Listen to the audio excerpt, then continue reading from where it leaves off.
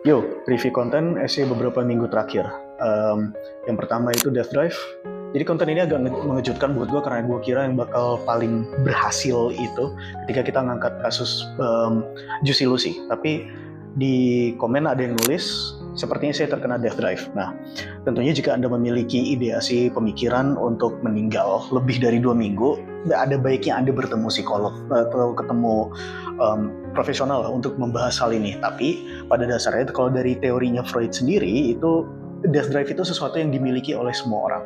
Yang berbeda itu bentuk pemikirannya sama intensitasnya aja. Jadi berdasarkan berbagai faktor bisa terjadi di semua orang gitu sih. Tapi kalau misalnya Anda tertarik untuk kita bahas lebih lanjut, monggo taruh di komen dan kita akan bikin postingan yang melanjutkan pembahasan yang topiknya seperti ini. Berikutnya Machiavellianisme.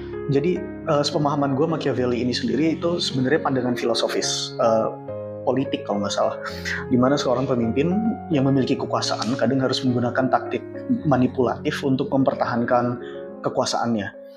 Sekarang lebih sering dikenal sebagai bentuk perilaku seseorang atau istilah bentuk perilaku ke seseorang yang manipulatif atau yang memiliki aspek-aspek antisocial personality disorder.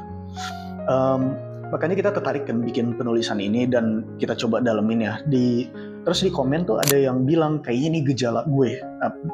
Dan menurut gue simpelnya sih begini, kalau ada perilaku dalam diri kita yang kita tahu itu nggak baik atau kurang tepat di lingkungan kita, berarti kita punya kemampuannya juga untuk mengubahnya, gitu pendapat gue. Jadi tinggal kita mau atau enggaknya aja sih. Caranya gimana? Pertama-tama tanya aja dulu, gue salah nggak sih? Kemudian Juicy Lucy, gue pribadi gak dengerin lagu-lagunya mereka. Jadi gue kurang tahu lagunya seperti apa, tapi gue agak kaget ketika meninggalnya seseorang karena perilaku bunuh diri itu dijadikan tanda kutip bercandaan kalau menurut netizen. Gue di SY, lingkungan maupun di keluarga sendiri itu juga dengerin curhat banyak kematian orang. Dan gak sedikit dari mereka adalah orang-orang terdekat dari gue.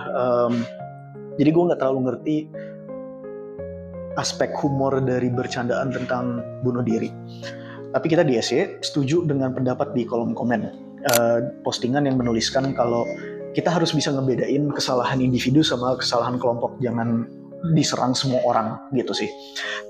Terima kasih untuk Victor komennya yang ngebuat kita lebih stabil. Berikutnya konten positif kalah menarik dibanding hoax dan konspirasi. Nah, di dalam konten yang kita tulis, kita coba jelasin kenapa yang bahannya atau bahasannya itu adem, itu nggak serame kalau kita naruh berita yang ceritanya hoax atau konspirasi. Dan simpelnya ya karena yang satu lebih memicu emosi dan yang satunya lagi nggak.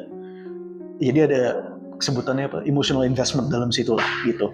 Dan kita like satu hal di dalam media sosial, yaitu yang serupa akan muncul banyak, dan ketika kita dipancing terus, aspek emosional kita itu yang jadinya nggak sehat juga buat kita, dan hal itu akan menjuruskan kita terus ke misinformasi dan ketidakstabilan emosi. Dan menurut gue itu kita harus sangat hati-hati gitu. Oleh karena itu kita nulis beberapa saran yang bisa dilakukan oleh teman-teman untuk tidak terpengaruhi oleh hal-hal yang seperti ini. Yang pertama, buat gue pribadi, coba napas dulu. Jadi kita napas dulu, habis itu kita tilik balik, kita lihat gak semua hal yang kita tidak ketahui dan kita tidak setujui itu berarti buruk. Jadi coba kita pelajarin dulu gitu loh. Thank you udah nonton sampai sini. Jangan sungkan untuk komen, share pendapat kalian.